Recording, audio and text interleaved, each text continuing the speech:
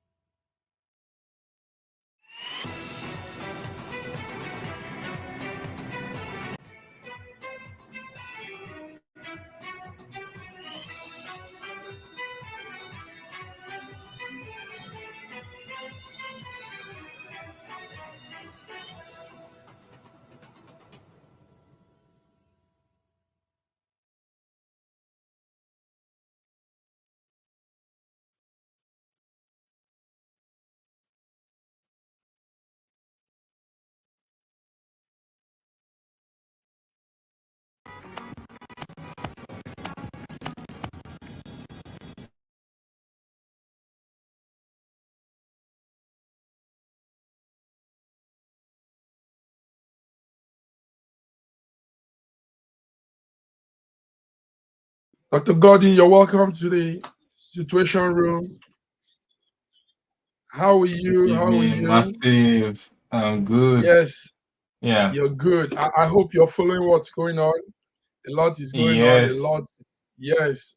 Yes. What's the Situations latest from your end? Yes. Thank you very much. We were there, and again the numbers are running up again here. So, what are you seeing from your side? What will you say? What updates will you tell us? Because there's so much. One of the updates I have is Obi, the LP defeated Atiku Tinubu in Benue government house polling unit. The government house polling unit in Benue State, he took it out. Also, I'm getting the one of the one I just posted. I don't know if you saw that one. He also took out the APC chairman Adamu in his own word. Did you get that? Did you get that? Yes. It's still too early to. It's still Yes, too it's early too early. to Yes, that's true. even gauge the direction. Unfortunately, as much as I would, I've seen a couple of results. I'm actually following, but it's still too early. The numbers are still not. It's first of all, by a regional level, it's still early, and then on a number level, it's still really early. Yes, we know. What we're only doing is trying to also appreciate the effort of those that have come out, and in the heat of all the commotion, in the heat of all the violence, and a lot of people still cast their votes. That's something to commend. Yes, it's So very yes, commendable. it's early to say much, but the way with the numbers we're seeing, it's impressive also. With this number, it will take more effort for the three other party candidates to rack up, So, but we're still looking at things. We know how the things can be in Nigeria, but we will at least southeast, some part of the southeast, some part of the south, and middle belt. We are seeing that it has favored the Labour Party candidate. Yeah, go ahead. Also, there's been so much talk activities in voting in Lagos, Lekki area, other parts of Lagos have experienced violence, which is not nice. We can't be bringing violence into such things, because I mean, what's the essence of killing somebody or maiming somebody, all because you want one man to lead, to rule? It's not nice. So these are the things we are monitoring. There's been violence in so many places, and INEC even had to shut down election in Yanagua, SN. These are south area. Yanagua is close to is in Bayelsa, so that area has been suspended. The INEC officials will tell us what they have when elections will run there. So there's going to be a rerun. Also, violence and some activities in the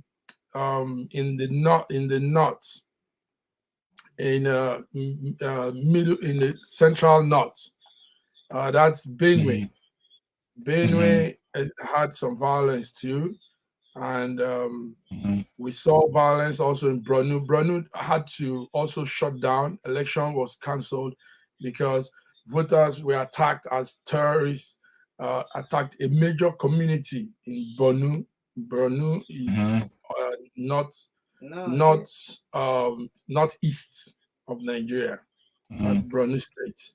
So we're still looking at things. We know things will play out to. We pray to the favor of the LP and the LP followers. We hope so. So we saw also Osibanjo, Vice President, and Obasanjo and some prominent Nigerians go to the polls. They were also making their votes, and it's good everybody's exercising this wonderful opportunity to add to governance. You know, this is like an opportunity. It's a privilege. Is that not so? Godwin, say.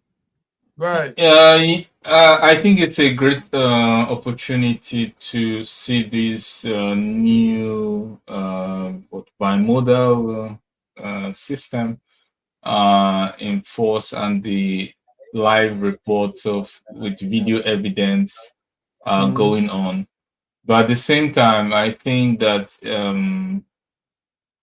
our viewers are, our viewers are made up of people from all political parties. So it's better to just report just the facts for now and see what the situation is going to be like. Of course, INEC owes everyone a duty to ensure that everyone's vote is taken into account. Like I said in the previous section, if you've made it so far with getting the PVC, despite the whole, saga, burning of INEC offices, problems with delivery, and then, not being able to vote is just absolutely unacceptable. It's just so INEC, I call on INEC to do everything possible to ensure that everyone with the PVC is able to vote. And for those who have lost it due to third, it's obvious that another day needs to be in another day is necessary to conduct the election. But I think the goal will be to ensure that most PVC holders vote. That would be a great achievement. If you get, like, I don't know, 80% of everyone who has PVC voting, and you're not dealing with 20%, that is already taking off logistic nightmare off your neck. So I hope that at least most of the people with PVC, like a very high significant proportion, is able to vote.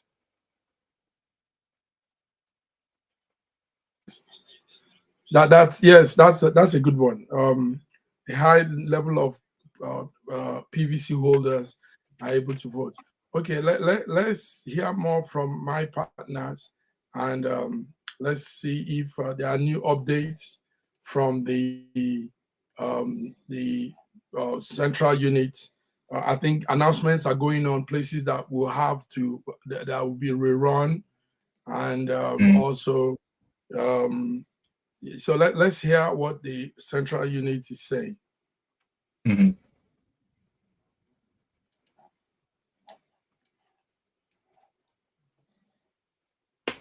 Percent.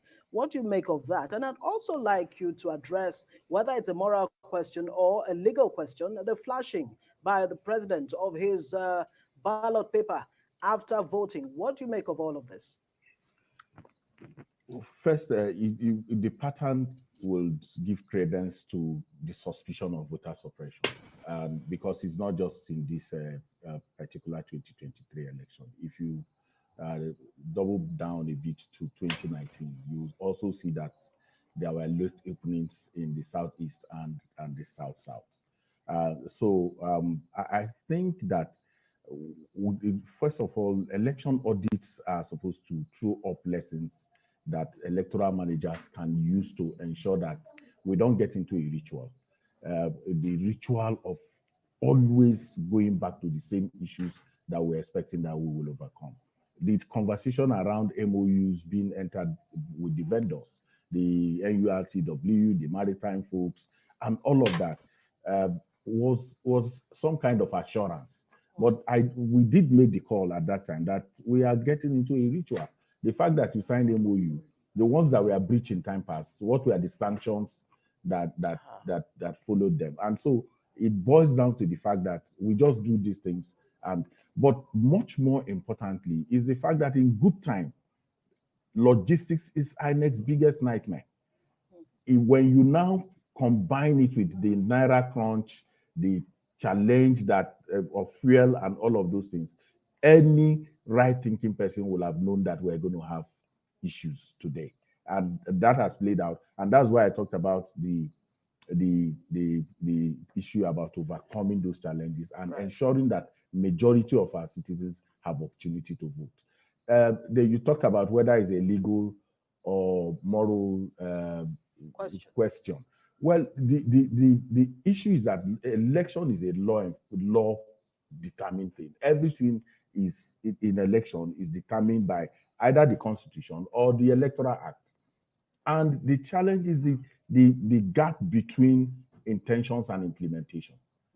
And the call is therefore that INEC, the security agents, and all the other stakeholders who have responsibility to ensure that we do not go through this again, do the needful. And for me, is what this is about. Okay.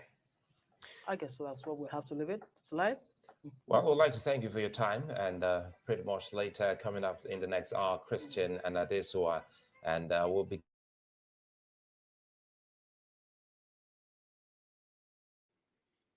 Thank you very much, Godwin. The update coming here now is the Independent National Electoral Commission (INEC) has announced an extension of extension period of voting for the presidential and national assembly election to Sunday, 26th February.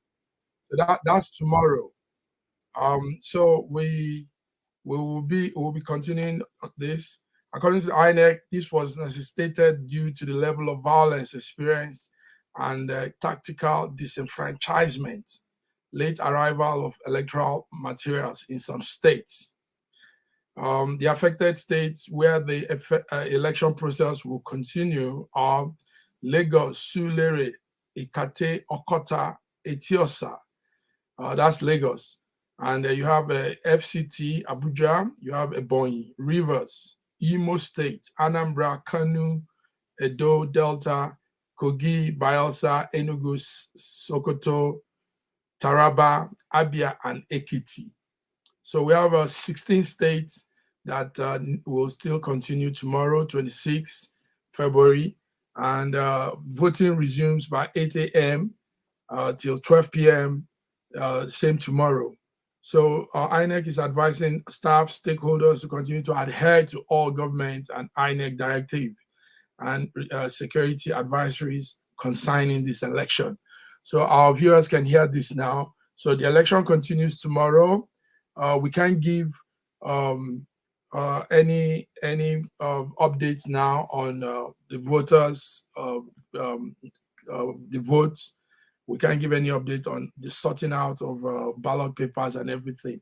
So we continue tomorrow, same time with the INEC time, 8 a.m. in the morning till midday. So on this note, what do you say about this, Godwin? INEC extended. Yes, it was expected. It's just the same thing we saw with the new Naira note policy, even though they are two different institutions. You know, where you behave as if you don't anticipate these problems, but at the last minute or the dying minute you extend it. It's left to question if these problems were really anticipated, but like judging from their words, unexpected. Of course, they wouldn't say otherwise, because if it was expected, then well, the announcement should have been different. So we expect they will say unexpected, and at the last minute extended. Let's hope that they anticipated it and they made provisions, because my worry is not only the people who are voting. My worry is the staff who are there and who are working. Security. Yeah, you mean who are working? Yes. You know, especially with the Naira shortage, they need refreshment. They need security. They need basic amenities, and now it's running into the second day straight. It's you know, it's really hectic. I can imagine. So let's hope that they're able to get all the acts together and work out some real plan for those who have lost their PVCs, because just extending is not enough for those who have lost it in the fire and all of that. The investigation is enough to say, like, okay, we're going to investigate and see but there have to be a timeline, obviously. Nigeria is not going to wait for 30 days for you to do your investigation onto which PVCs were burnt. You have to have a system that works really quick and at the same time delivers a report, so that if there are other questions can go through the court system, which obviously will occur if majority of people who lost their PVCs belong to a particular party, which eventually did not win. You're definitely going to see it dragged through the court system. Well said, Godwin. Okay, so we also have to go with them in the schedule. Is that not so, Godwin? Oh yes, tomorrow, giving the yes, update. I want to say thank you to all our viewers. They've been very, very, very connected and consistent in their viewership. Very impressive. Thank you very much, all viewers around the world. We know these are mainly Nigerians in the diaspora, and you want to know what's happening in our country. And yes, we all want to see change. We all want to be part of that change too. So thank you very much. So on this note, with the INEC announcement, we can't continue with any update for now. We have to go with official statements. Yeah, go ahead. For our viewers, when is the INEC announced resumption? The resumption of, yes, what time tomorrow exactly? Okay, it says, they say 8 a.m. in the morning, so we might just come on maybe 9. Well, what's your time? That would be like 10 o'clock your time. For Moscow time that would be 10. Okay, he's from Moscow. He's in Moscow, Russia. Okay, so yeah, that would be okay. For you it's what, 9? Yeah, 9 for me, and 9 a.m. 10 10 for you. So viewers around the world, thank you for staying tuned. This is it. News Echo Election 2023 Situation Room update, and we're following the events. It's been quite interesting. How many words do we have now? How many words do we have? 772. Sorry. Polling units. 770 polling units, yeah? Is that correct? Something like that, yes. About so. Okay. Thank you, Godwin. So have a beautiful night rest, and see you tomorrow as we come back to give updates. Bye-bye.